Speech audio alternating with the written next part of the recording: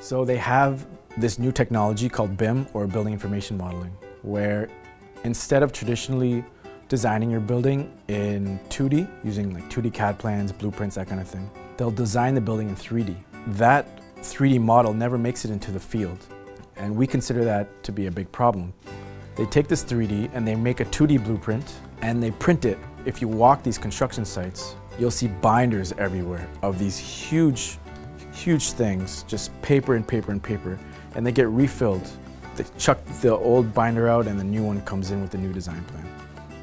To make things digital would be a lot more efficient. Our company is called Shapetrace. We build augmented reality software for construction workers. We help them prevent errors by overlaying their 3D designs, like architectural designs, over their actual space. So imagine you could come into an unconstructed space and then you could visualize and see exactly what everything's supposed to look like. So as a construction worker, you could essentially use that as visual guidance to say, hey, you know what, this is supposed to be over here, not over there. Our main goal is to prevent construction errors from happening. A construction error will happen when one builder will interpret the drawing differently than the designer intended.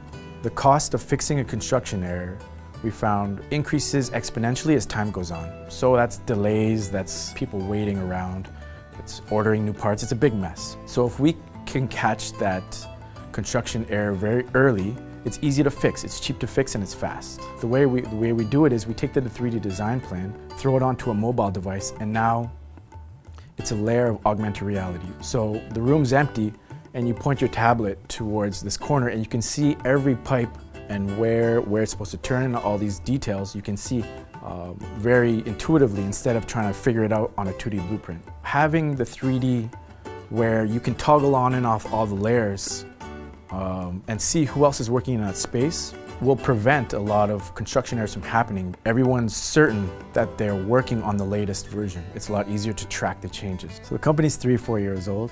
We've been through a bunch of different iterations, you call them minor pivots, trying to figure out different solutions to solve the same problem. I gotta say, when we first started this company, we couldn't even mention augmented reality. Even now, some people don't really know what that is. Right now, the augmented reality is very, small scale. You can do some applications on a very, your tabletop or a very small area. In augmented reality, a lot of the times you have to rely on a specific smartphone, which we're all using, for it to be relevant. Well, not everybody has that yet.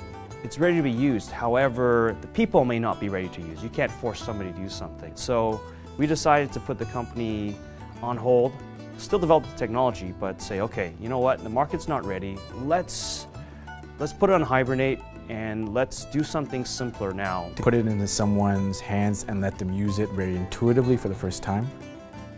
Basically going from a technology to an easy-to-use product, that's the hard part. So it's a lot of tinkering, a lot of money needs to go into more design. How do you make it easy to use? We've kind of branched off Shapetrace to say, hey, let's do some professional services. Let's do some software development in augmented reality. Let's do gaming, because it's actually quite similar. Other things where people can see the technology, but in a simpler form, and you can start changing their behaviors. Ernest was introduced to the people who run the Best Lab, Andrew Maxwell and Terry.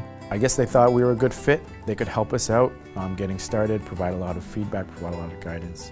You have these many different sources where you can get help if you need it, or even just learn something when you're just working and something else is going on at the other side of the room.